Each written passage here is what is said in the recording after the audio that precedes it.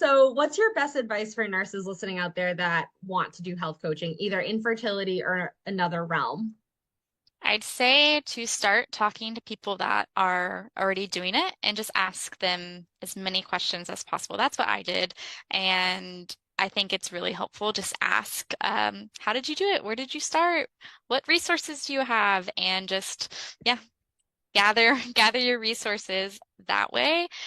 And as far as like starting the business and stuff, I'd say there's no like one right way to start. If you're gonna wait until you know everything, you're never gonna start. So I'd say like just get started one step in front of the other. And if you don't know something, find out. I think nurses, we should be really good at that. I think we are good at that because there's no way for one person to know everything. And yeah, just ask questions until you find out.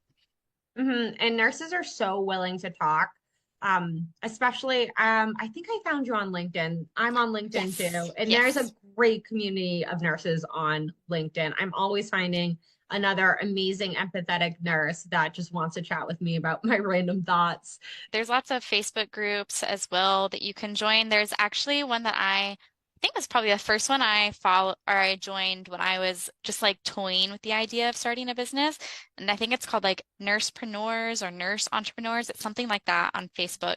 And before I even knew what I wanted to do, I joined that group and just started to see like what can you do that's not bedside nursing.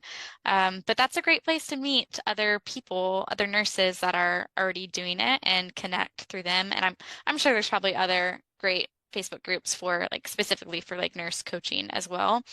And then like both of us touched on in the beginning of this conversation, podcasts are great. And so like utilizing all the free resources for people that want to get started, I would definitely do that. I'm also just like I'm less risk oriented, and so for me that translates into I'm not gonna like invest a lot of money into something at first, so I'm just more inclined to take advantage of free resources anyways. But I do think it's smart, and I would recommend that. Yeah, I'm all about the free resources. Even now, like my bookkeeping for so long was this like super intricate Excel spreadsheet that like my Mm, husband built me.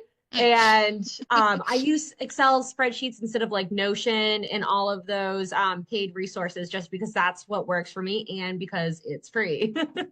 Yeah. So I think it's important when you're starting out, you're not quite making as much as you do when you scale up. So it helps to cut corners when you can with costs.